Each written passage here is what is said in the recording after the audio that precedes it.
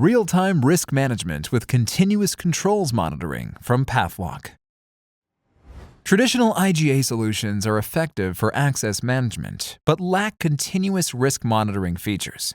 Pathlock's continuous controls monitoring bridges this gap by automating risk assessment, providing real-time quantification, and ensuring that compensating controls are operationally effective and audit compliant. Starting within the inbox, I can select Monitored Rule Exceptions, and for their selected request ID, I can drill into the details to review their exceptions. This view provides details associated with the listed exceptions, including high-level information, the date the exception was reported on, and the dollar value of the transaction combinations. In this example, the first transaction was creating or changing an asset master. I can view the information associated with the asset master.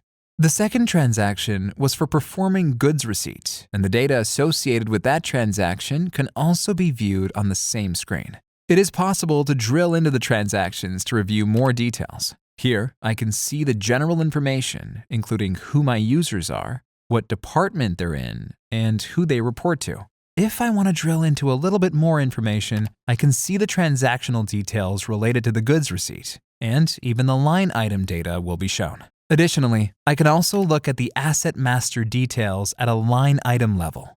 I can see the history of this being created from the identification of the two transactions that are correlated back to the same user, which then kicked off into a workflow for this exception to be reviewed.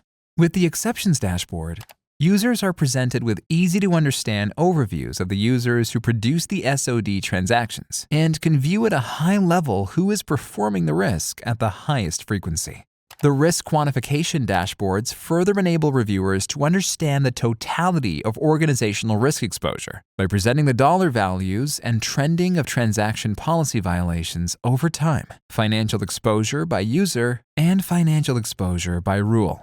Next is the ability to perform event monitoring and notification. After selecting the ERP system and event type, I've selected sensitive access being assigned to a user, an ITGC-related control.